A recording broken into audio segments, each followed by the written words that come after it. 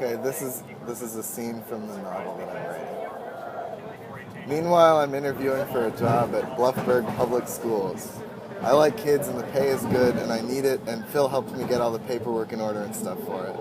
All this time I've been eating Trevor's snacks and working increasingly fewer shifts at Chicken Time, where the nightmarishly pockmarked manager once bellowed at me for 20 minutes in the cooler for calling a female customer ma'am.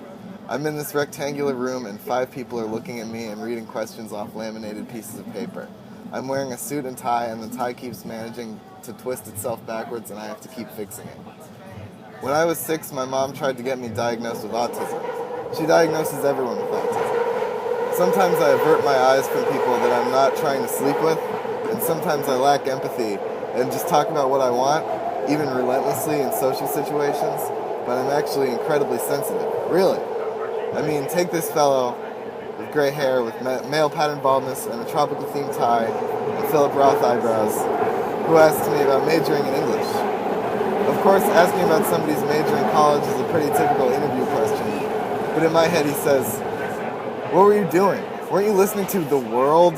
Didn't you think this is going to happen to you? Every boss at every retail job you've ever had, every red-faced friend of your uncle's guffawing, as they strongly implied, between swigs of Heineken, how worthless you would soon be.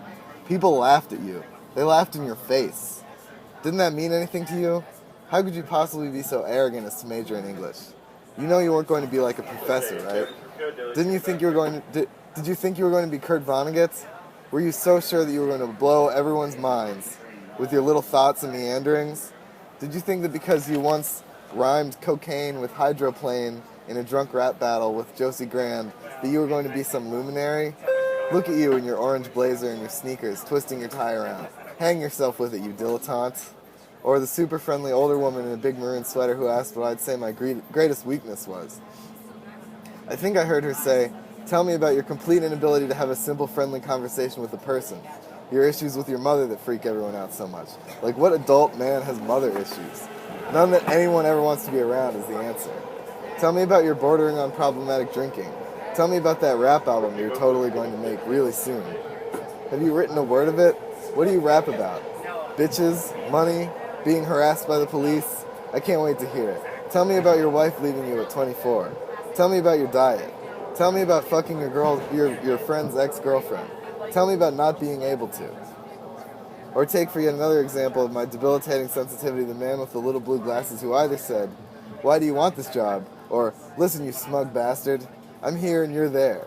I got here first and I'm going to lord it over people like you every day for the rest of my life. I'm rude to cashiers, I'm tall in front of you at concerts, and I will make sure you stay in the trenches covered in chicken bones until your untimely death."